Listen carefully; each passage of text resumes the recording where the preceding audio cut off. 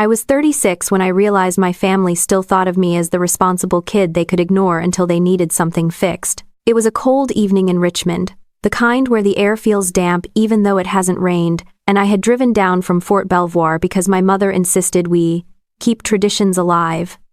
That usually meant I was expected to carry boxes, set tables, and pretend not to notice that my sister Lauren was the center of every conversation. I could have stayed on base, but I wasn't in the mood to be the villain this early in the holiday season. Walking into my parents' house felt the same as it always did.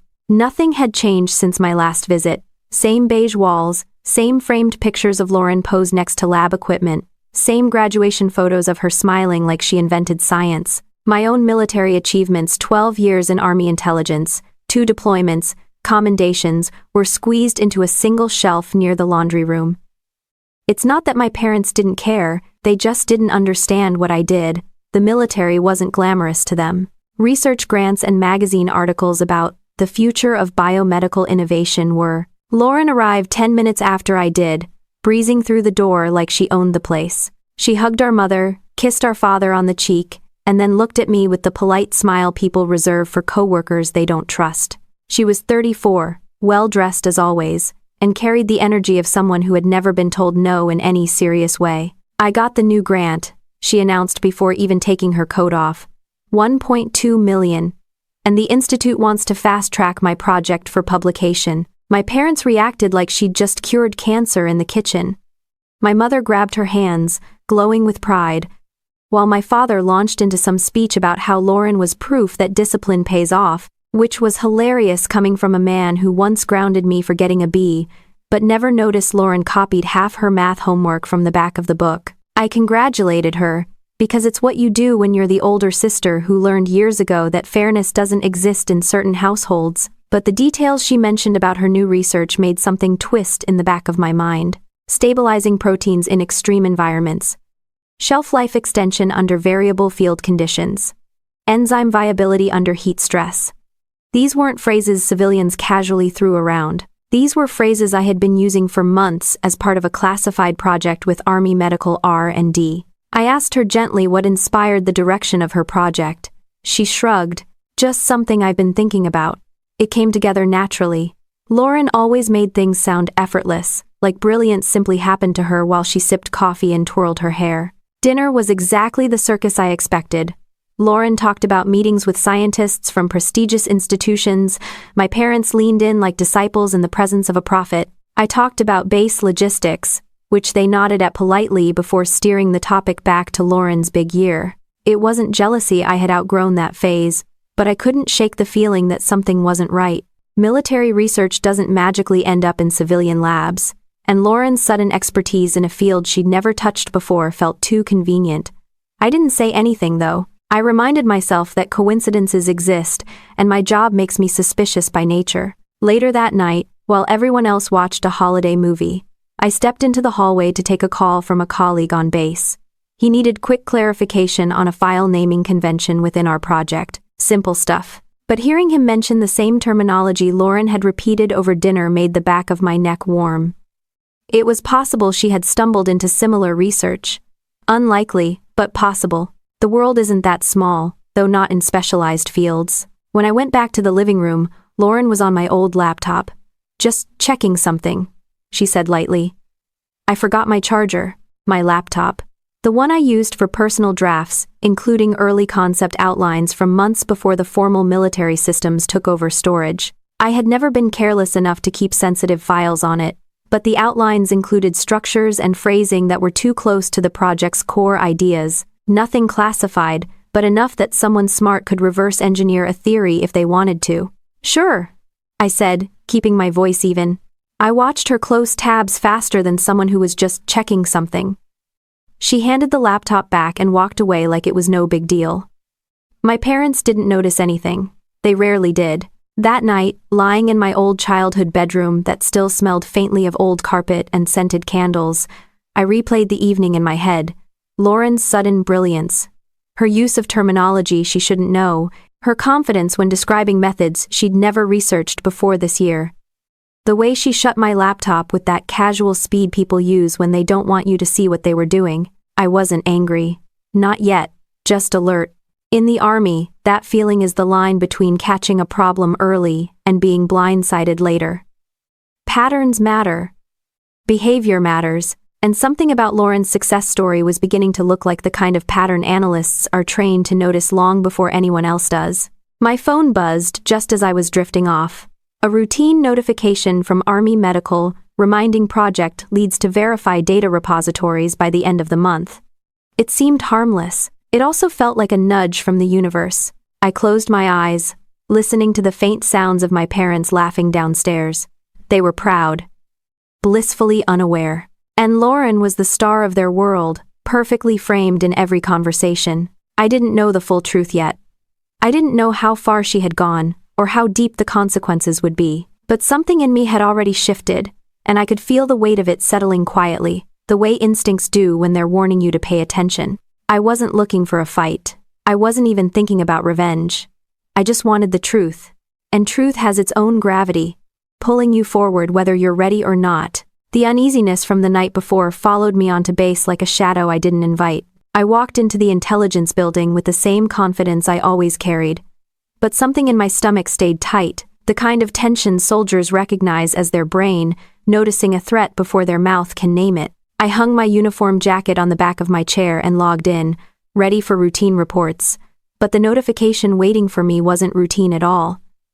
It was a summons from Army Counterintelligence. There are two kinds of summons in the Army. The kind you already know about and the kind that changes your week, your year, or your entire career. This one carried the tone of the second category. I showed up to the CID office, sat down in a room colder than the hallway outside, and listened while two investigators pulled up files I knew too well. They didn't start with accusations, they started with statements. That's how you know they mean business. Captain Hartwell, your project data has shown up in a civilian research proposal. The line hit hard, not because it was shocking but because it matched the sinking feeling that had been clawing at me since dinner at my parents' house.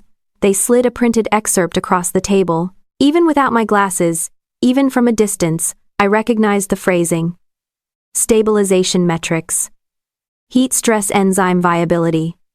Deployment kit protocols. My work. My exact structuring.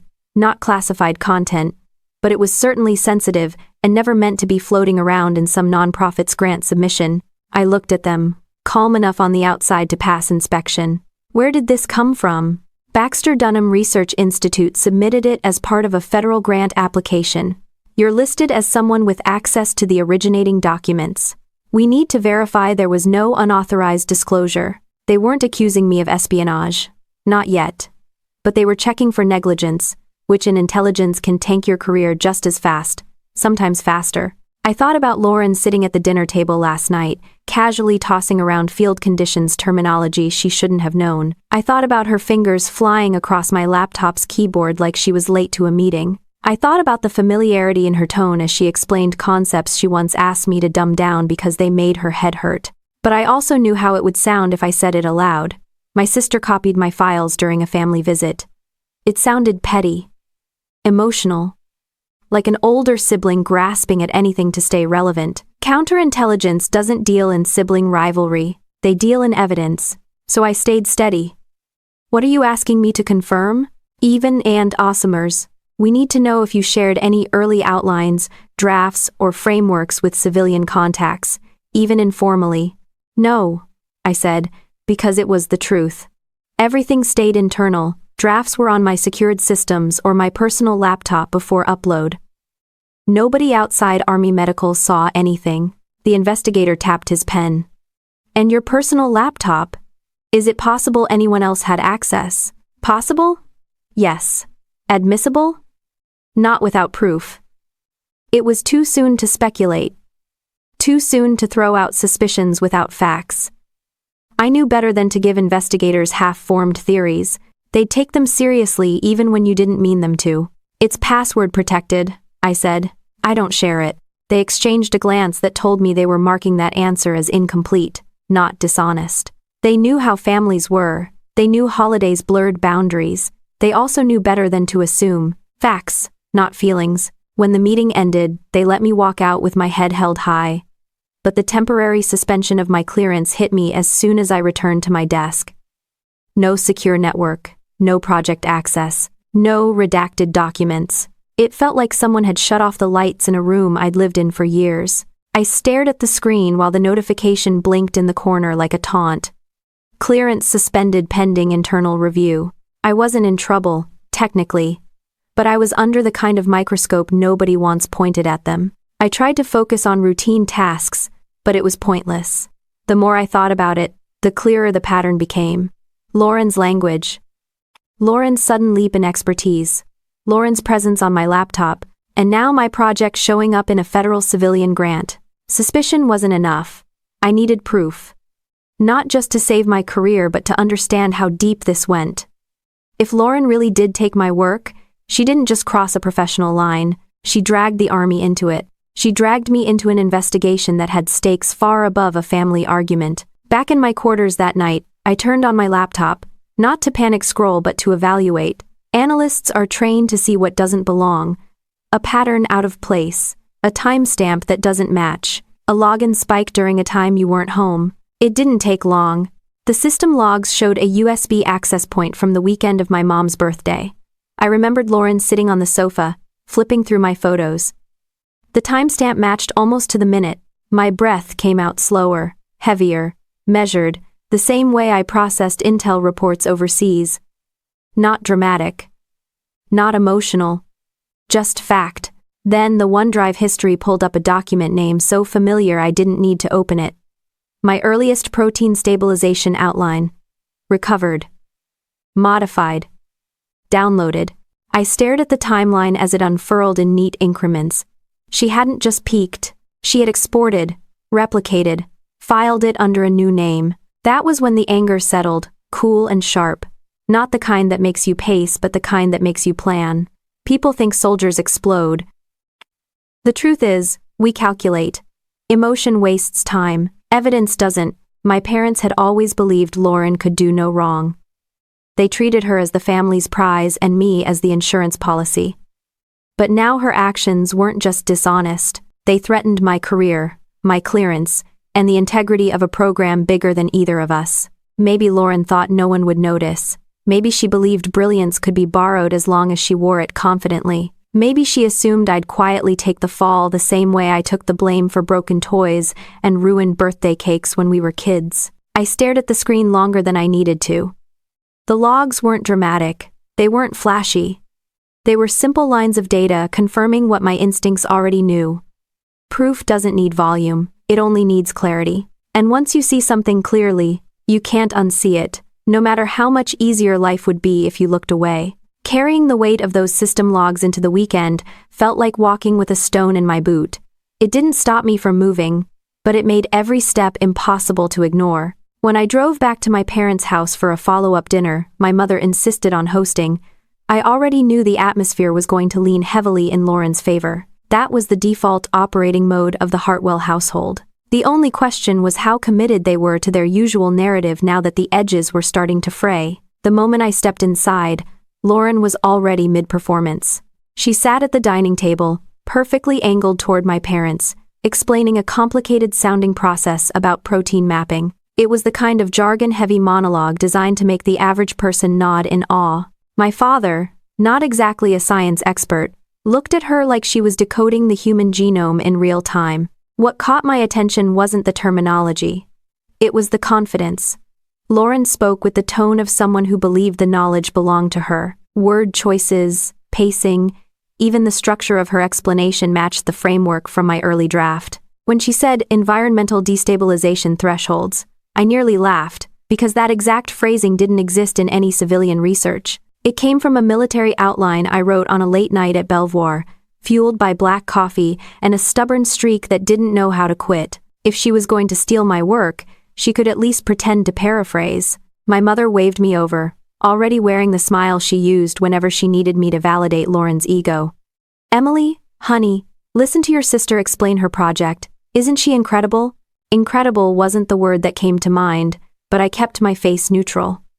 Impressive, I said, because technically it was, just not in the way they thought. Lauren flashed me a smile that didn't reach her eyes. I know it's outside your field, Em, but I can explain it slowly if it helps. I held her gaze long enough for her to blink. Twice. I think I'll manage. My father missed the tension entirely as he passed me a bowl of mashed potatoes. Your sister's work might end up in medical kits one day. Imagine that. Real impact. I imagined it fine. I also imagined the part where the army wondered how sensitive concepts migrated into a civilian lab thousands of miles from any approved research pipeline. Impact wasn't the issue, accountability was. Lauren kept talking, piling on details, and I watched my parents eat it up like she was offering free stocks. My mother leaned forward. The institute said her grant proposal was one of the strongest they've seen in years. She's on track for a major promotion. Lauren nodded modestly, like she hadn't already rehearsed this story in front of the mirror. They're fast-tracking my publication too. My mother's eyes shined. Emily, isn't that wonderful? The trap in that question was familiar. It wasn't a request for my opinion. It was an invitation to play my assigned family role, the dependable daughter who claps for other people's achievements. I'd spent 3 decades filling that part without complaint, but the circumstances were different now. This wasn't childhood jealousy. This was professional contamination, potential career damage, and an integrity issue much larger than our dining room table. It's impressive, I said again, controlling my tone so well I could have passed a polygraph. When did you say you started working on this line of research? Lauren dabbed her napkin against the corner of her mouth, a gesture much too poised for someone about to lie convincingly. A few months ago, it just came together naturally, you know? Inspiration strikes. Sure. Right around the time she borrowed my laptop, I watched her expression closely. She didn't flinch, didn't trip over the timeline. She had rehearsed this story enough to believe her own version. My parents, of course, took her words as gospel. My father nodded. Lauren always had that gift. The way ideas come to her. Ideas. Interesting choice of word for stolen materials. I leaned back in my chair, studying the people I'd known my entire life. My family loved shortcuts without knowing they loved them. They gravitated toward the shiny result, not the grind behind it. Lauren fit neatly into that picture. She knew how to smile, how to be charming enough to keep people from questioning why her brilliance only seemed to appear after she had access to other people's work. My mother refilled everyone's glasses and launched into a monologue about how proud she was of both her daughters, though the percentages were not evenly distributed. Lauren's really showing what dedication looks like, she said. Your sister has big things ahead of her. Lauren didn't look at me, but she didn't need to. The implication hung in the air like cheap perfume. I wondered how many people she had fooled with that golden girl veneer. It certainly worked on our parents. They had molded their entire worldview around the belief that Lauren was exceptional, and anything that contradicted that belief simply bounced off. It wasn't that they thought I was incompetent. They just believed I was fine on my own, a phrase they used frequently and incorrectly. While my father asked Lauren more questions about her grant, I mentally replayed the system logs from my laptop, the timestamps, the USB entry, the pattern of her downloads. There was a difference between suspicion and proof, and I already had proof. But proof didn't matter in this room. Lauren knew it too. That was why she kept performing. She was building her image strong enough to shield herself from any future accusation. My mother interrupted her own sentence to glance at me. Emily, you've been so quiet. Is everything all right? Funny question. Everything about the situation was wrong, but nothing I said in that moment would change their reaction. I smiled just enough to satisfy social requirements. Everything's fine. Lauren's fork scraped lightly against her plate as she looked up, wearing the same sweet expression she used on family friends. You know, Em, if your work ever overlaps with mine, you should tell me. Maybe we could collaborate someday. Her tone was soft. Her eyes weren't. That was the moment the golden girl shine cracked, even if my parents were too busy admiring her halo to notice. Collaboration. She had already taken what she wanted. The offer wasn't an invitation. It was a warning disguised as kindness, a subtle reminder that she believed she controlled the narrative. My father toasted her, oblivious as ever, to Lauren's success. They raised their glasses, congratulating a woman who had no idea that the foundation beneath her achievements was beginning to give way, not because anyone pushed her, but because she had built her tower on pieces she didn't own. I lifted my glass too, steady and expressionless, while the quiet shift inside me took root. Lauren thought she understood superiority. My parents thought they understood loyalty, but none of them understood what happens when someone trained to analyze, verify, and act starts putting the pieces together with the same methodical patience they use on the job. The golden girl image was still glowing in their eyes. But once a crack appears, it never disappears. It spreads, it widens, it exposes everything underneath, whether anyone is ready or not. The drive back to base that night felt sharper than usual, like every streetlight was a reminder that something was off and getting worse by the hour. I wasn't angry, not in the explosive way people expect. It was a cleaner feeling, the kind that settles in quietly when facts start lining up too perfectly to ignore. By the time I reached my quarters, I already knew I needed to go through my laptop again, not as a sister looking for closure but as an intelligence officer looking for answers. I dropped my keys on the counter, opened the laptop, and went straight into the system logs. Not the casual view most people see: deep logs, cached activity, timestamps recorded in places users never look unless they're trained to. The first confirmation came faster than I expected. A USB connection, logged on the exact date Lauren visited during my mother's birthday weekend. The entry was short, barely a line, but the timing was too precise to explain away. Click. The second confirmation was buried deeper. OneDrive's version history had a recovery point I didn't remember creating. A draft of my protein stabilization outline appeared with an access time that matched the USB event. It didn't show up as a full open, which told me she didn't spend long reading it on my laptop. That meant she probably copied it to her device and read it later. The thought wasn't surprising. Lauren avoided getting caught not by skill but by confidence, the kind that makes people careless enough to assume no one will ever check. I kept digging, running file comparisons across my drafts and the small bits of publicly posted content from her institute. Even the preliminary description they gave reporters recycled my structure. Not the science itself. Lauren wasn't stupid enough to copy classified data word for word, but the reasoning, the flow, the logic behind the process. The scientific world is huge, but writing style is a fingerprint. Her fingerprint matched mine. I scrolled through the data, breathing evenly. It was strange, realizing the person who shared a bathroom with me for years had stolen something significant enough to threaten my clearance. I remembered all the times she'd messed with my things when we were younger. The borrowed jacket she forgot to give back, the book reports she accidentally copied too closely, the way she'd joke about using me as a cheat sheet. Back then, it was annoying. Now, the habit had scaled from childhood carelessness to professional misconduct. I kept searching until something unexpected appeared, a file name that didn't belong to Lauren or me. It was a partial title referencing a graduate student at her institute. A quick search pulled up an article where the same student accused an unnamed coworker of stealing preliminary research years ago but lacked enough proof to pursue action. It didn't take long to connect the dots. Lauren didn't reinvent herself into a prodigy. She built herself out of spare parts she found lying around in other people's work. Once the pattern clicked, it became easy to follow. Grant deadlines, sudden breakthroughs, missing lab notes, and the suspicious timing of her achievements all pointed to someone who didn't innovate but collected ideas like souvenirs. She wasn't unlucky, she was predictable.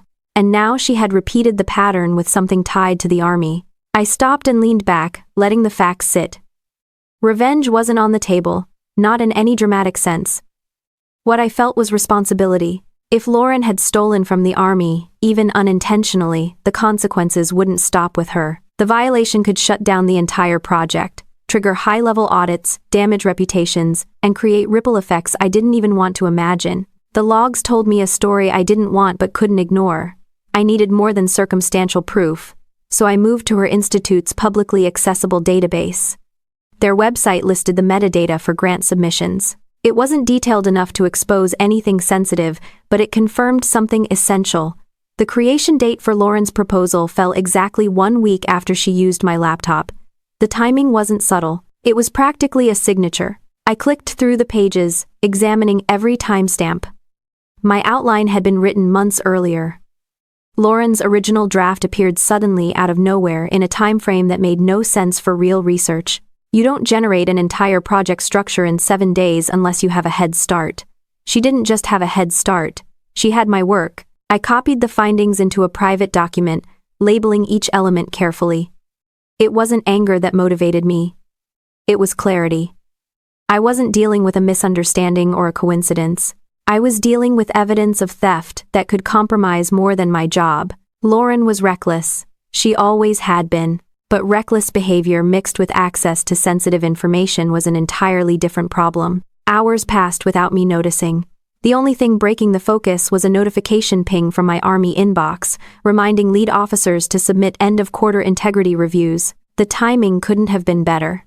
If the universe had a sense of humor, this was it. I opened a blank document and began outlining the events in a structured way, the same method we use when preparing briefing summaries. I noted the date Lauren visited, the USB activity, the recovered file, the phrasing matches, and the grant timeline. Each detail read like a breadcrumb trail she probably thought no one would follow. There was no satisfaction in finding the truth.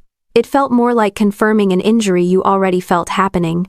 I didn't think Lauren wanted to hurt me specifically. I just didn't think she cared who got hurt as long as she came out looking brilliant. That kind of indifference is dangerous. It breaks families and ruins careers long before people realize what's happened.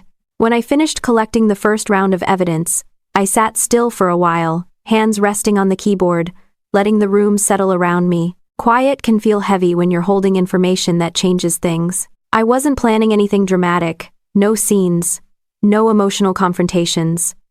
I simply needed more facts. Analysts don't act off instinct alone. We verify. I closed the laptop, but the tension didn't leave.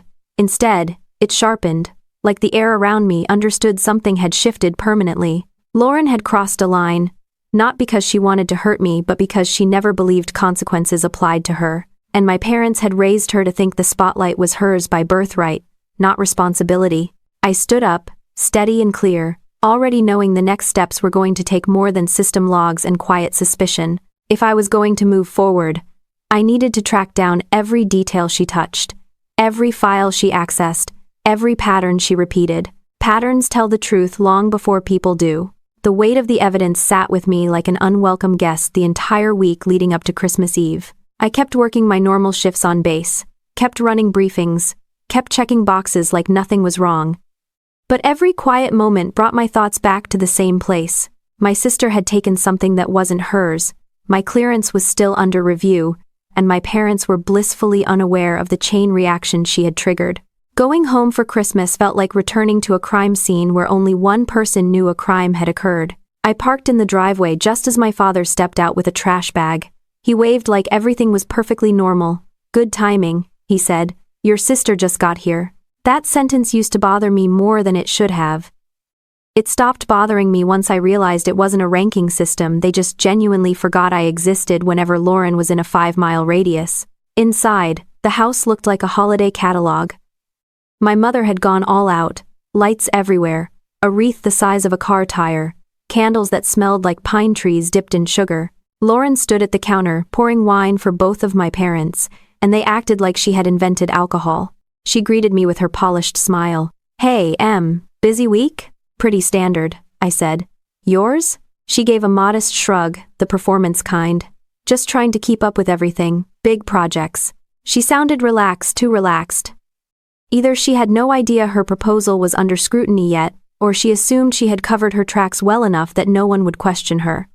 Confidence wasn't new for Lauren. What was new was the way she watched me from the corner of her eye, like she was waiting for something. Dinner started the same way it always did, my parents asking Lauren about work while I listened like an invited observer. My mother clasped her hands together as Lauren talked about her upcoming publication. "We're just so proud of you," she said, beaming. "It's incredible what you've accomplished." My father pointed his fork at her. "Your dedication really shows. Not everyone has your drive." Translation, not Emily. I didn't bother reacting. I'd been around this block enough times. Halfway through dinner, Lauren shifted the conversation.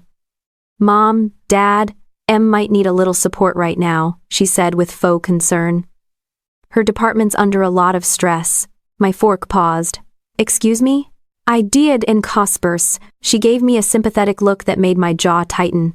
"I heard there are issues with your project. Something about document control?"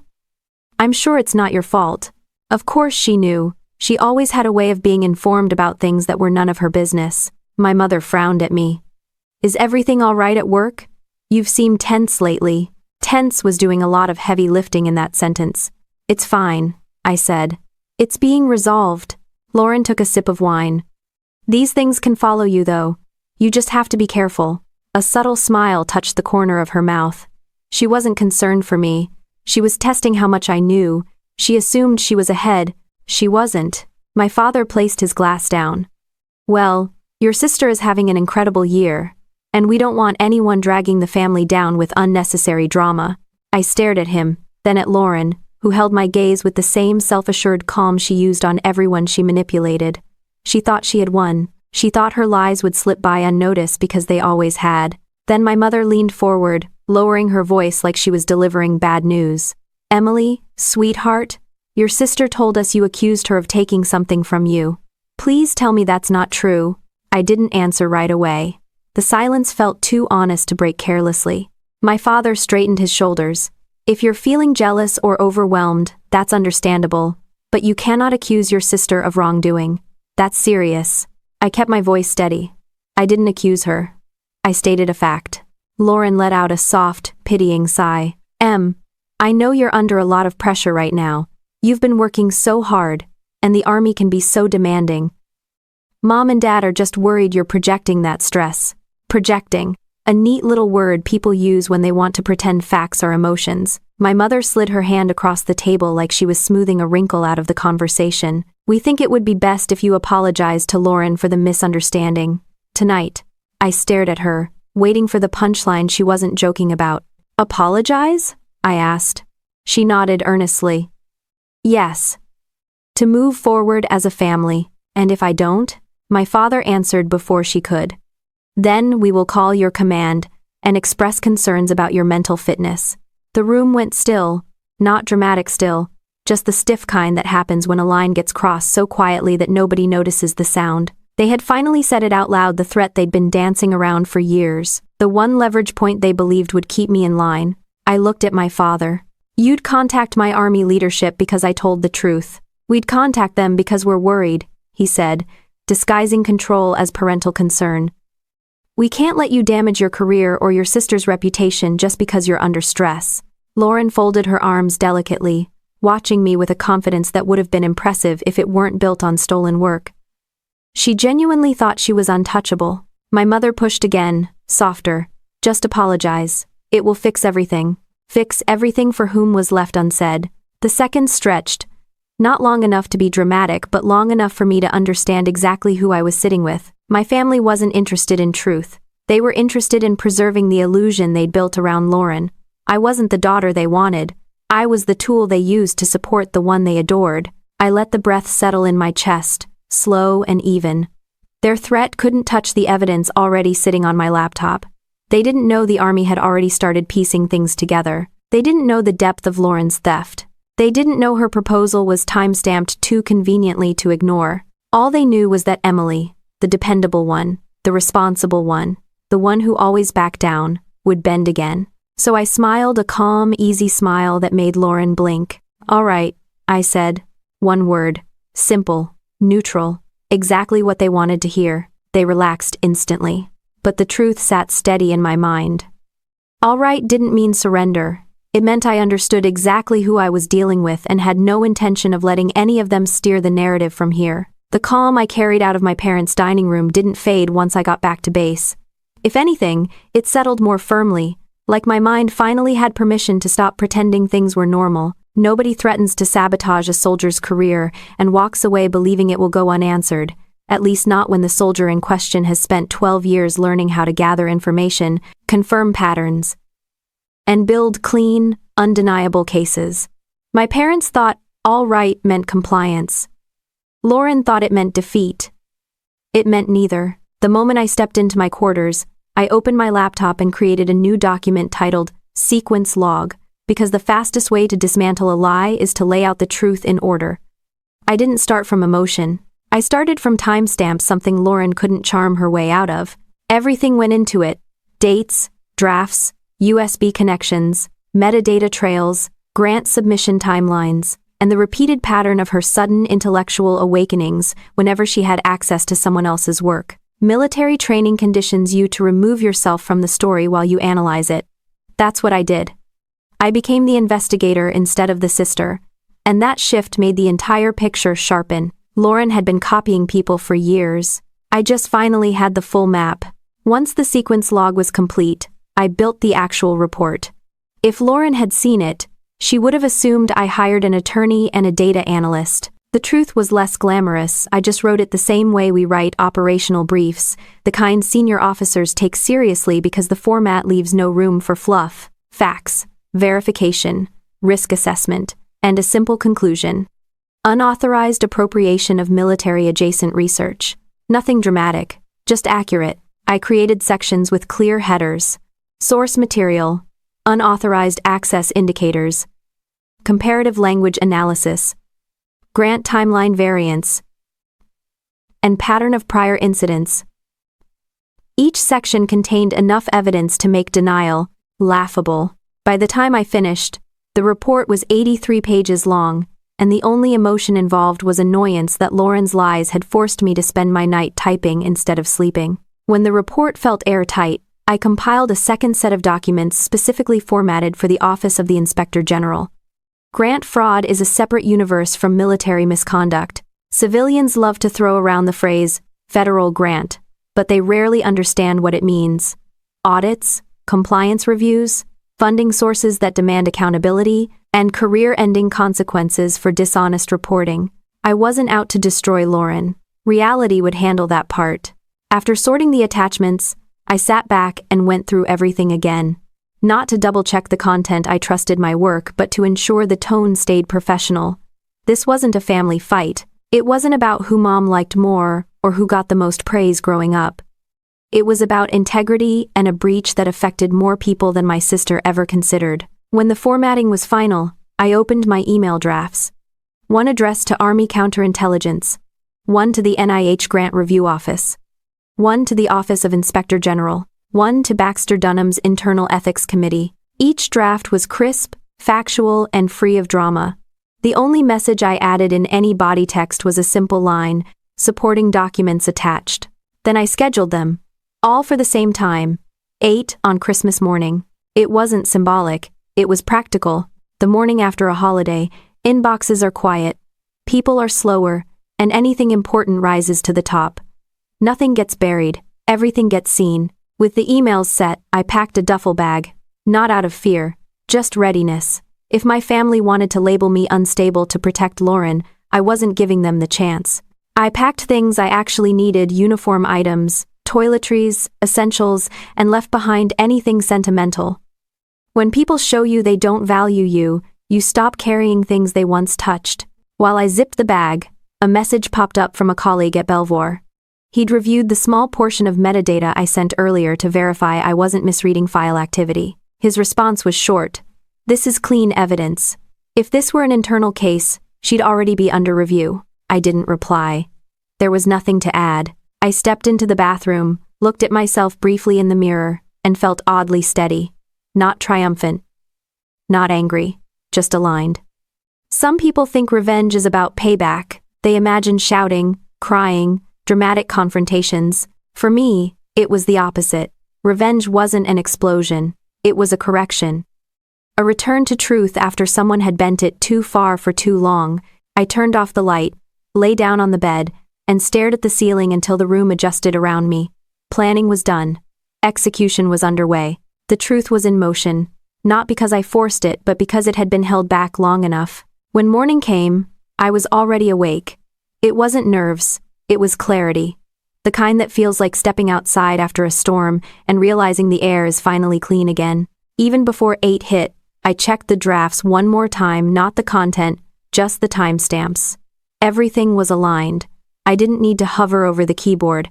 I didn't need to click anything. The system would handle it, the same way military systems handle scheduled operations every day without emotion or hesitation. At 7:58, my phone lit up with a text from my mother. "Don't forget to be on time tonight. We want a peaceful Christmas." Peaceful. Sure. Nothing says peaceful like threatening to call your daughter's commanding officer because she didn't apologize on command. I put the phone down without answering. My peace wasn't going to depend on their version of harmony anymore. I looked at the computer screen. 7:59. Then 8. The emails sent themselves without fanfare or noise, just a quiet confirmation pop-up, 4 check marks appearing one by one, each marking the beginning of accountability Lauren never expected. That was it. The entire operation amounted to less drama than brewing a pot of coffee. For a moment, the simplicity almost made me laugh. I closed the laptop gently and zipped my duffel bag. Everything ahead would unfold naturally, the same way truth always does once it stops being suppressed. The day outside was bright, colder than the night before. The kind of crisp air that wakes you up fully even without caffeine.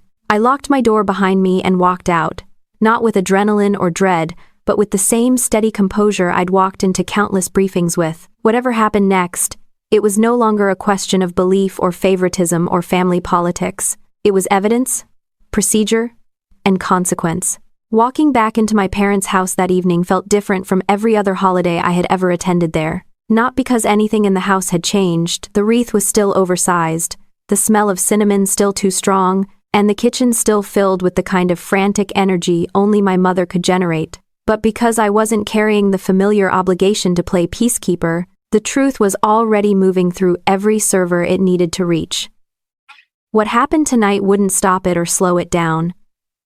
It would only show me how far the people in this house were willing to go to protect a lie. Lauren was already at the table when I arrived, dressed like she was posing for a holiday magazine cover. Her voice carried through the room as she explained some minor breakthrough in her research to my parents, who nodded with the gravity of people listening to a presidential briefing. I hung my coat, straightened my uniform sweater, and stepped into the dining room, just as Lauren finished a sentence about innovative enzyme stabilization. I didn't bother commenting. Results speak louder than bragging, and she was about to hear results she didn't anticipate. Dinner started like every Christmas Eve before it. My mother insisted on going around the table saying one thing each person was grateful for. Predictably, Lauren said she was grateful for opportunities to make a real impact in the scientific world, and my parents nearly melted into their chairs. When it got to me, I just said, clarity, which earned me a confused look from everyone, including Lauren. It didn't need explanation. For the first half of dinner, Lauren played the role she'd perfected over the years. The charming, accomplished sister who had somehow managed to stay humble despite all her success. I watched her talk with the same calm people have while waiting for a weather forecast they already know. She spoke in polished sentences, pausing for effect, sprinkling in lab jargon she barely understood 3 months ago. Every word she said made my parents beam with the kind of pride they never managed to show me without adding a comparison. When my father finally turned toward me, it wasn't to ask about my job or my life. It was to address the one thing they had rehearsed before I got there. "Emily," he said, setting down his fork like a judge preparing to deliver a verdict, "your mother and I want this evening to go smoothly. No tension, no accusations. Agreed?" My mother chimed in quickly. "Yes, sweetheart. Tonight is about family." My mother's definition of family had always been similar to a museum display, nice to look at, as long as nobody touched anything too real. I nodded so they could move on. "I'm not here to start anything." Lauren exhaled, overly relieved. "Good. We all need a peaceful night." Peaceful for Lauren meant everyone pretending her achievements were flawless and unquestionable. She didn't understand yet how fragile her script was. After dessert, my father leaned forward, elbows on the table, voice lowered like he was about to negotiate an international treaty. "Emily, there's something we need to settle. Your sister told us you suggested she stole work from you." Lauren immediately slipped into her soft sympathy act. "I know you didn't mean it, Em. You're just under a lot of pressure. The army can be intense, we get it." My mother nodded vigorously. "Exactly. And that's why we think the best thing is for you to apologize. Tonight, clear the air, start fresh." My parents stared at me with the earnestness of people who truly believed they were being reasonable. I glanced at Lauren. She held herself with the confidence of someone who thought she had already won. I didn't raise my voice. I didn't stand dramatically or slam anything on the table. I simply reached into my bag and placed a thin folder next to my plate. Lauren's eyes flicked to it immediately. It wasn't the 83-page report. This was just a sample. A preview. Lauren laughed, but her voice wavered just barely. "What's that supposed to be?" "Notes," I said. My father frowned. "Emily, this is not how we handle things." "I agree. I said, sliding the folder open. But you brought up accusations, so here we are. I pulled out a printed page showing a side-by-side comparison of her proposal summary and one of my early project outlines. Identical structure, identical progression of ideas, identical phrasing in key sections Lauren couldn't define if I asked. My mother blinked. What am I looking at? The truth, I said. Lauren reached for the papers faster than she meant to, scanning them with rising tension in her shoulders. This doesn't prove anything, she snapped. People use similar terminology all the time. It's friend. Interesting, I said. Because I checked your institute's archives. Your previous work never used this terminology. Ever. But my drafts did. My father sighed in frustration. Emily, this obsession has gone far enough. It's not an obsession, I said. It's a timestamp.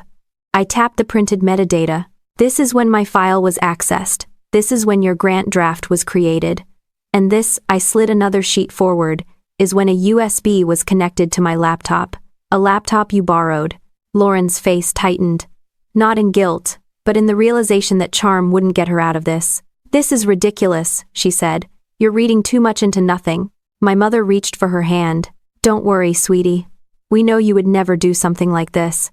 Emily just needs rest. My father nodded. Everyone makes mistakes, Emily. What matters is that you apologize and move on. Lauren watched me, waiting to see whether I would fold. She still thought I was the same sister who let her get away with everything for 30 years. I gathered the papers calmly. I don't need an apology. I didn't raise my tone. And I'm not asking anyone to take my word for anything. My father stiffened. Then what exactly are you saying? I looked at Lauren, not with anger, but with the level-headedness that comes from knowing something someone else doesn't. I'm saying the truth doesn't need defending, I said. It already has a schedule. Lauren's confusion flickered, and she leaned forward. What schedule? I slipped the papers back into the folder. You'll see. My mother tried to speak, but Lauren cut her off, voice sharper than she intended. Emily, what did you do? I kept my gaze steady. Nothing emotional, just factual. Lauren's mask faltered for the first time all night. The panic was small but real, a crack in the polished surface she had worked so hard to maintain. My parents didn't see it. They were too busy preparing another speech about family unity. I didn't contradict them. I didn't argue. I didn't threaten. I simply let the silence settle while Lauren stared at me like she was trying to read a classified file without clearance. Whatever she thought she was prepared for, it wasn't the calm. It wasn't the certainty. And it definitely wasn't the inevitability already in motion. The house was still dark when I woke up, the kind of early morning quiet where even the water heater sounds dramatic. I hadn't slept long, but my mind felt clear, not wired, not anxious, just steady in that way it gets when the hardest part is already in motion. I sat up, glanced at the clock, and watched the numbers shift toward the time I'd scheduled everything for. The emails were already queued. The attachments were verified. The recipients from Army Counterintelligence to the NIH grant office were set. All I needed to do was exist while the truth delivered itself. Downstairs, I heard soft footsteps. Lauren, judging by the rhythm, I knew her patterns better than she realized. When she was nervous, she woke early. When she was guilty, she paced. When she was about to lose something important, she moved quietly like she hoped no one would notice the walls closing in. At 7:56, I sat at the edge of the bed and slipped on my shoes. The cold hardwood pressed through my socks as I stood, moving without any sense of ceremony. There's a strange calm in knowing the next chapter of someone's life is about to arrive in their inbox. Not satisfaction, just inevitability. At 7:58, my phone buzzed with a message from my father. Breakfast in 10. Your sister wants to talk. Let's keep things civil. Civil was their favorite word when what they really meant was quiet down and keep the peace for Lauren. I didn't bother replying. At 7:59, the house was silent again. Then the clock turned. 8. No sound, no fanfare, just a simple green checkmark appearing on my phone as each email left my outbox. 4 messages. 4 attachments. 4 perfectly timed deliveries containing facts that didn't need my voice to defend them. I walked downstairs at the same moment Lauren's phone went off for the first time. The tone was sharp, not her usual cheerful alert. She froze at the bottom of the staircase, staring at the screen as notifications started coming in one after another. Her face shifted so quickly, it reminded me of watching a storm hit in real time, a fast drop in pressure, a sudden change in color, and the unmistakable look of someone who realizes the situation is no longer under their control. She didn't speak at first. She just stared, thumb trembling over the screen, breathing too shallowly to hide her panic. My mother noticed before anyone else. "Sweetheart, everything all right?" Lauren swallowed hard. I don't know what this is." Another alert. Then another. My father stepped closer. "What's going on?" Lauren's voice cracked just barely. "These emails. They're from the NIH. And the Inspector General. And Army counterintelligence?" She looked up at me like I had materialized out of nowhere. "Emily, what did you do?" I walked into the kitchen, pulled out a chair, and sat down without rushing. "You're going to have to be more specific." My father's tone sharpened. "Emily, this isn't funny." Lauren held her phone out like it was evidence in a trial. "It says there's an investigation being opened. It says my grant is under review for potential violation of disclosure regulations. And they copied your commanding officer." Her voice cracked again, this time louder. "Why would they copy your command? Why would they be emailing me about military protocols?" I watched the panic spread slowly across her face. She had always handled stress like someone convinced she could charm her way through it. This wasn't charm territory. This was documentation, timestamps, chain of custody logs, and federal auditing procedures. None of those things responded to smiles. My mother stepped between us like she thought blocking me from view would make the situation stop existing. "Emily, tell me this is some mistake." "It's not," I said simply. "They're reviewing the evidence." End quote. "What evidence?" my father demanded, as if volume could change facts. "Unauthorized access to military-adjacent research," I said. "Improper use of data. Irregularities in grant submissions. And a pattern of behavior suggesting prior issues." Lauren shook her head violently. "You're twisting things. I never took your work, Emily. I never." Her phone buzzed again. She flinched. "Oh my God, they want documentation from me within 48 hours. They're asking for lab notes, creation logs, version histories." Why are they asking for version histories? The answer was obvious. Version histories don't lie. I didn't gloat. I didn't smile. I didn't say anything triumphant. I simply watched as the reality she had built from stolen pieces slipped through her fingers. My father turned toward me, face pale. "You did this?" "I didn't do anything except report facts," I said. "The investigation is doing the rest." "This will ruin her," he snapped. "It will evaluate her," I corrected. "Whatever the evidence shows, that's what happens." Lauren shook her head again, slower this time, shoulders trembling as another message arrived. "They're freezing the grant. They're freezing everything. They want to review the proposal from the beginning." My mother's voice cracked with disbelief. "They can't do that." "Can they do that?" "They can," I said. "And they did. It's Mostigly." The kitchen went silent except for the steady ping of Lauren's phone. She looked down as another email came in, and her breath hitched audibly. "They're asking why my research timeline doesn't match my submission metadata. They're asking about the date ranges. They want to know why my draft was created so close to the submission deadline." My father stepped forward. "Emily, how could you? She's your sister." I looked at him steadily. "And I'm your daughter.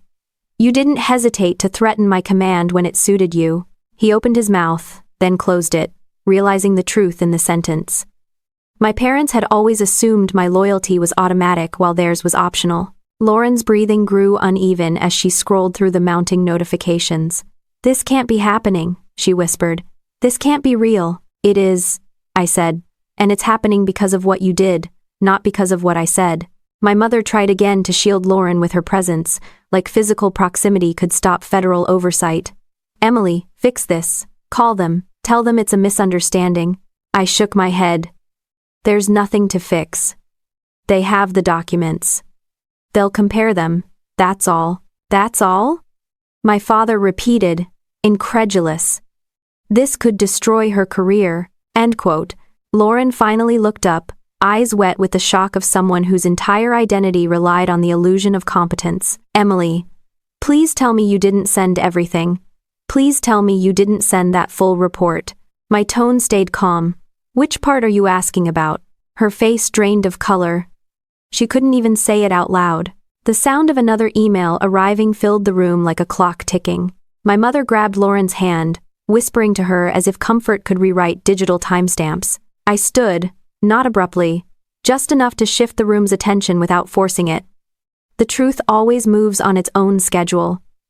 You can't negotiate with it, Axley.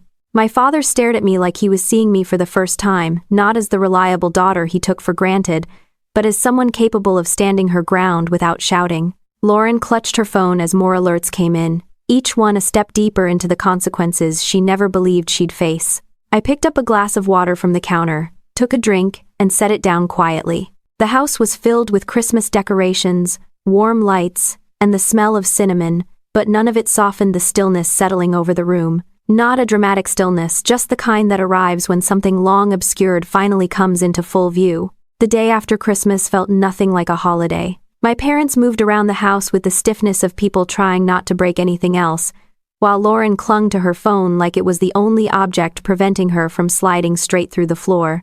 I stayed quiet, not out of kindness, but because everything that needed to happen was already well beyond my control. When facts enter a federal process, they don't need encouragement. They walk on their own legs. By mid-morning, Lauren received her official notification of administrative leave from Baxter Dunham. The message wasn't dramatic institutes don't waste flair on damage control, but it was unmistakably firm, effective immediately. Pending internal review. Please provide all personal devices used for work-related activities, words that have no warm interpretation. She read it aloud to my mother, voice cracking as if the phrasing might soften if she said it slowly. My mother reacted with the exact level of shock she should have reserved for the moment she first learned what Lauren had actually done. "They can't suspend you for a misunderstanding," she insisted. "This is outrageous." Lauren shook her head helplessly. "It's not just suspension. They want my version logs, Mom. All of them. They want to see how the proposal was built." My father rubbed his forehead in disbelief. "Just tell them the truth. That you created everything yourself." Lauren's eyes darted to mine like she was checking whether I'd contradict her. I didn't need to say a word. The truth had already left my hands 24 hours earlier. Another email arrived, this one from the NIH grant office, informing her that her grant disbursement was frozen pending compliance review. She skimmed it silently, lips trembling at the line requesting verification of intellectual origin for all research components. My mother read over her shoulder and muttered something about unnecessary bureaucracy, like she was personally offended. Federal oversight existed. My father turned to me as if trying to regain control of the narrative. "Emily, they must have misunderstood something. You can explain that your sister is honest. You can tell them she's not capable of this." The statement was so disconnected from reality I almost laughed. "They're not asking for my opinion," I said. "They're asking for her records." Lauren inhaled sharply. "Emily, you're acting like this is fine." "No," I said. "I'm acting like this is real." The argument didn't escalate. It couldn't. They were fighting gravity. And gravity doesn't negotiate. Later that afternoon, Baxter Dunham's internal ethics officer called Lauren for a preliminary interview. She put the call on speaker, trying to sound composed, but the quiet desperation in her voice made even my father shift uncomfortably. The interviewer was calm, professional, and ruthlessly thorough. They asked for digital evidence, source files, documentation of idea development, and any correspondence showing collaboration. They asked her to explain the similarities between her submission and existing material, including language that mirrored phrasing from my outline. Lauren stumbled through half answers. I must have read something similar somewhere," she said.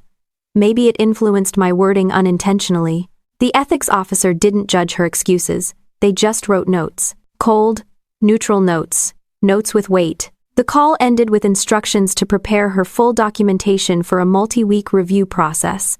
Lauren sank into a chair, pale and shaking. My mother hovered over her like she was nursing an injured bird, ignoring the fact that the bird in question walked straight into the glass door. As if synchronized, my phone buzzed with a message from Army counterintelligence. It was a short update informing me that my clearance had been reinstated, and the review of my involvement was closed with no findings of misconduct. That was it. No drama, no apology, just clean resolution. My father noticed the shift in my expression. What is it? Irisa's been nined. Nothing stressful, I said. My clearance is restored. Lauren looked up like she'd been slapped. You're already cleared? Apparently. My mother's jaw tightened in confusion. I don't understand. If you're cleared, then why are they investigating Lauren? Because they know the difference between coincidence and data. But I didn't say that. I didn't need to. The truth was filling the room whether anyone admitted it or not. Across the next several weeks, the investigation marched forward with clockwork predictability. Baxter Dunham examined her proposal history, cross-referenced timestamps, and interviewed colleagues. The NIH reviewed grant integrity, matching her content against existing research databases. The Inspector General followed the grant money trail and raised eyebrows at inconsistencies in her expense reports. Every direction they looked, the same pattern appeared, a spectacularly convenient alignment between Lauren's breakthroughs and someone else's groundwork. Meanwhile, my work life returned to normal. I resumed project briefings, regained access to classified systems, and moved forward with operations unaffected by my family's personal chaos. The officers who had questioned me nodded respectfully in the halls. They never said, "We were wrong," but military apologies rarely come with words. They come with clearance restorations and clean files. Lauren, however, spiraled. Her days became a cycle of frantic phone calls, hastily printed documents, attempts to rewrite history through sheer insistence, and late-night arguments with my parents about what she could possibly say to investigators. She even tried to corner me privately once, voice low and cracking. "You didn't have to do all of this," she said. "You made it worse."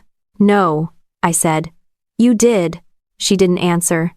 She just looked at me like she still couldn't believe I wasn't playing the role the family had assigned me since birth. 5 weeks after Christmas, Baxter Dunham delivered their decision. They had completed their internal review, verified discrepancies in the submission timeline, and concluded that her proposal included work that could not be authenticated as her own. The letter was professional, impersonal, and final. She was terminated effective immediately. My mother cried as if someone had died. My father paced the living room angrily, ranting about unfair treatment, biased reviewers, and bureaucrats who don't understand true talent.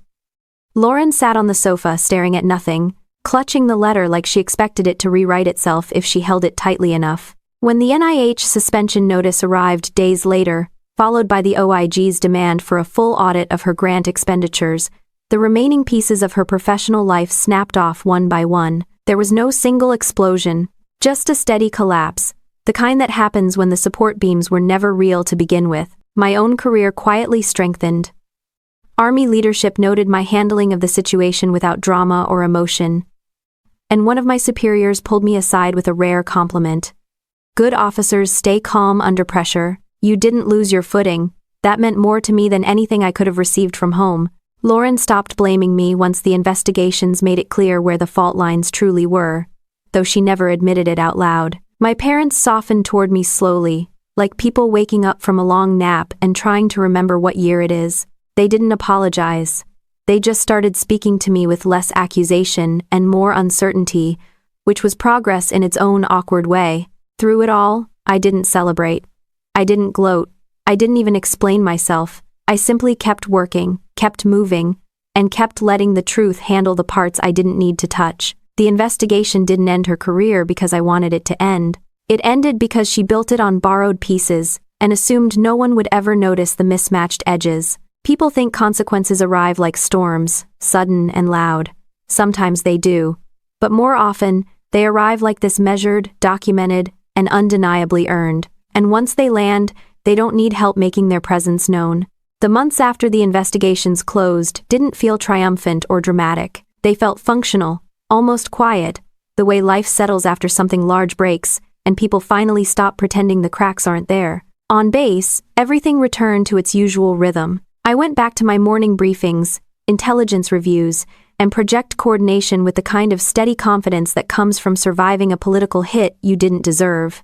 No one treated me differently, but the nods from certain officers lasted half a second longer, enough to show they respected the way I handled myself under pressure. In the military, surviving scrutiny without losing composure is almost a badge of honor. Lauren, meanwhile, faded out of the professional conversations she once bragged about nonstop.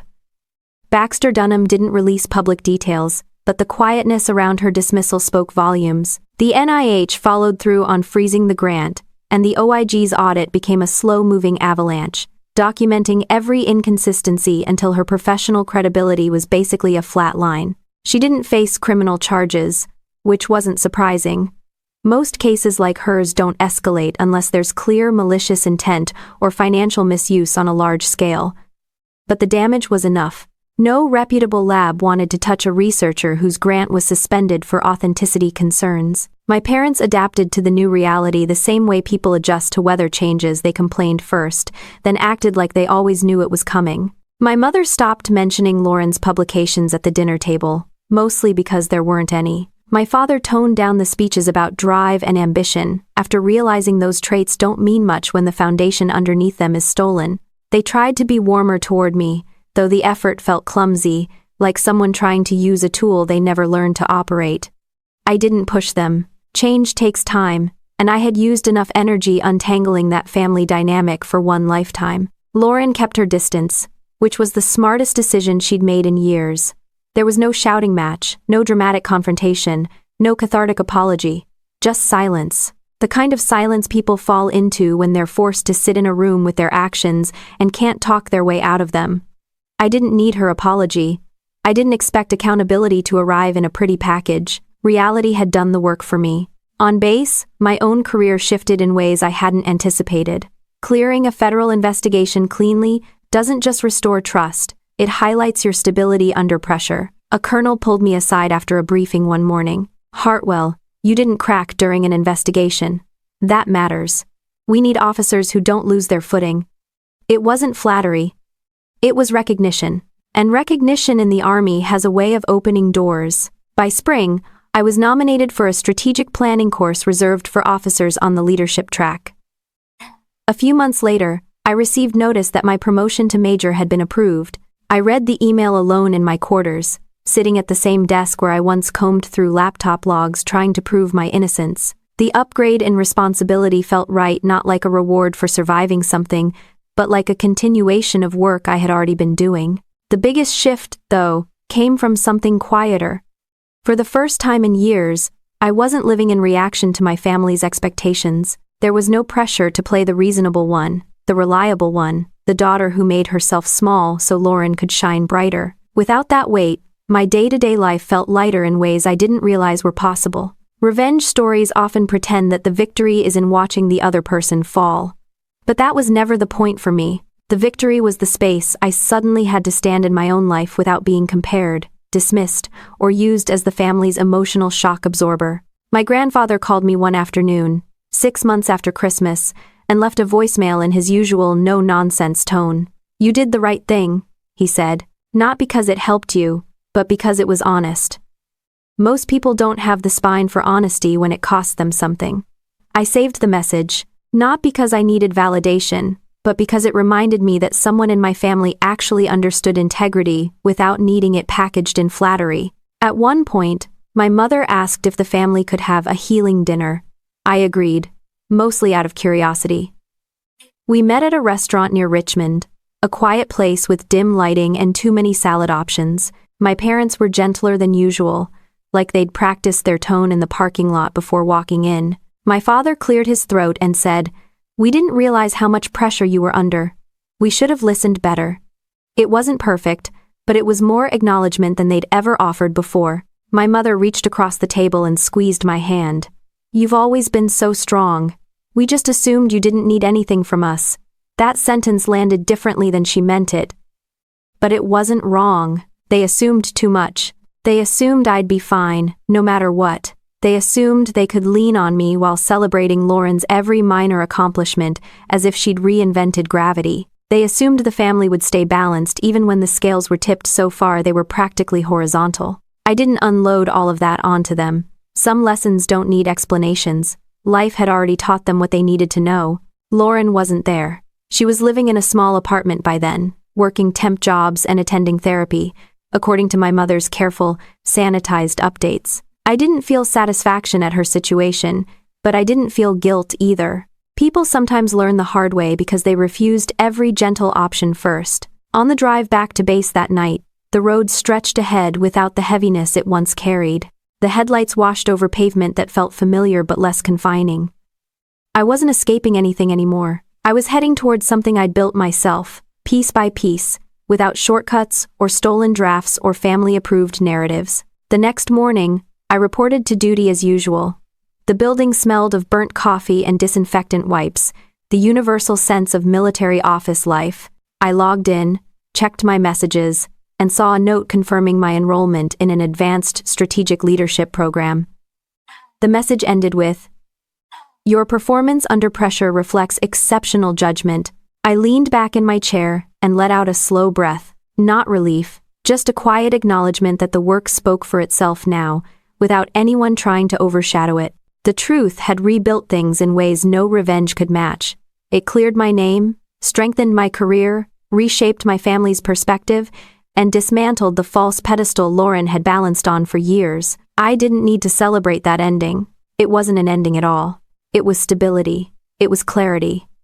It was the kind of life that grows naturally after the weight of someone else's lies finally lifts, leaving room for something better to take its place.